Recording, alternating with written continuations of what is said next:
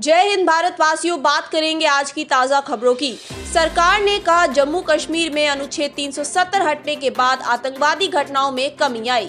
लोकसभा ने बैंकिंग नियमन विधेयक 2020 पारित किया। वित्त मंत्री निर्मला सीतारमण ने कहा विधेयक से जमाकर्ताओं के हितों की रक्षा होगी।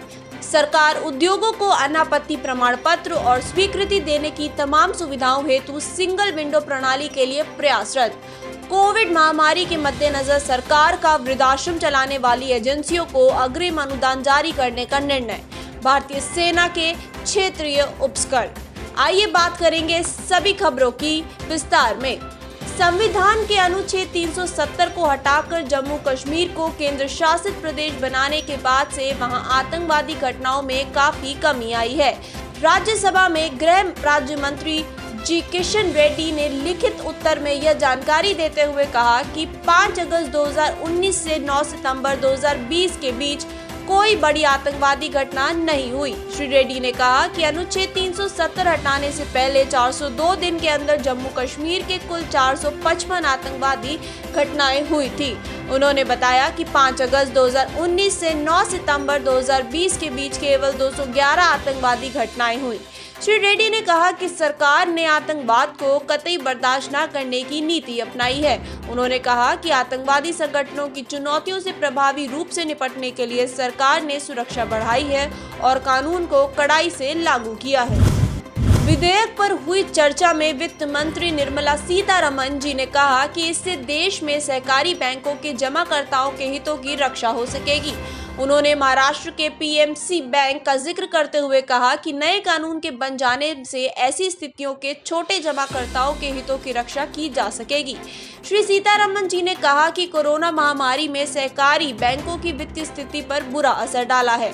उन्होंने बताया कि देश में 277 शहरी सहकारी बैंक खराब हालत में है। उन्होंने यह भी कहा कि इनमें से 105 सहकारी बैंक न्यूनतम निर्धारित राशि रखने की स्थिति में नहीं है, जबकि 47 की शुद्ध लागत ऋणात्मक स्थिति में है।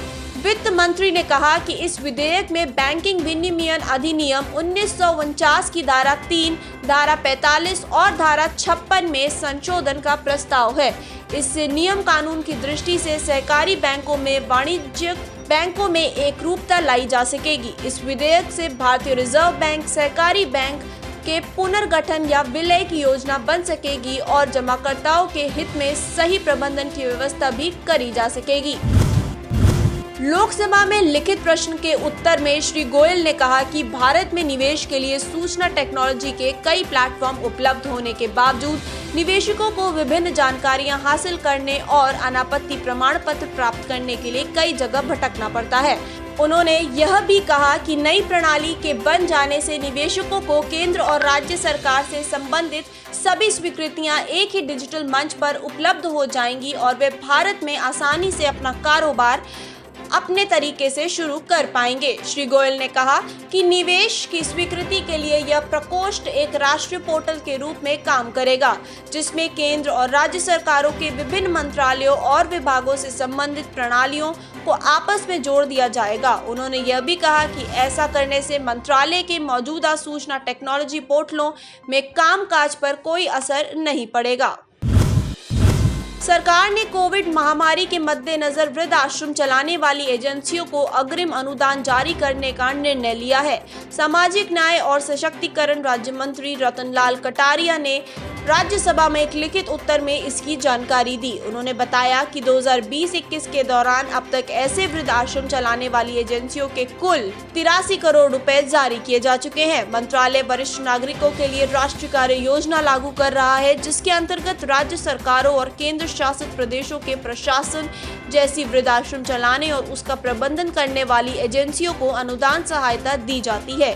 पंजीकृत सोसाइटियों के माध्यम से इन एजेंसियों को अनुदान सहायता दी जाती है। भारत एक शांति प्रिय देश है और अपने पड़ोसियों के साथ अच्छे संबंध रखना चाहता है। भारत हमेशा बातचीत के जरिए मुद्दों को हल करना पसंद करता है, जबकि पूर्वी लद्दाख में चीन के साथ सीमाओं के मुद्दे को हल करने के लिए बातचीत जारी है। सैन्य स्तर पर ये लंबे समय तक गतिरोध के लिए अच्छी तरह से तैयार है। लद्दाख में ऊंचाई वाले इलाकों में अधिक बर्फबारी होती है, जिसके कारण नवंबर के महीने में तापमान 0 से 30 से 40 डिग्री नीचे आ जाता है और ठंडी हवा चलने से सैनिकों के लिए हालात और भी बदतर हो जाता है और बर्फ गिरने के कारण सड़कें भी बंद हो जाती हैं। लेकिन इन सब के बावजूद भारत के लिए उत्साहजनक बात यह है कि भारतीय सैनिकों को शीतकालीन युद्ध का बहुत अनुभव है और अल्प सूचना पर काम करने के लिए मानसिक रूप से तैयार रहते हैं, जबकि यह तथ्य दुनिया को पता है। ग्लोबल टाइम्स चीन की मीडिया रिपोर्ट्स में कहा गया है कि भारत ऑपरेशन लॉजिस्टिक के लिए पर्याप्त रूप से सक्षम नहीं है और सर्दियों में नहीं लड़ पाएगा, जबकि भारतीय सेना पूरी तरह से तैयार है और पूर्व लद्दाख में सर्दियों में भी एक पूर्ण युद्ध लड़ने में सक्षम है। आज की खबरों में इतना ही। बने रहें डिफेंस इंडिया न्यूज के साथ। तो साथियों, ये थे अब तक के इम्पॉर्टेंट अपडेट्स, और इम्पॉर्टेंट अपडेट्स के लिए हमारे साथ जुड़े रहिए और हमारे चैनल को ज़रूर सब्सक्राइब करें। जय हिंद, जय भारत।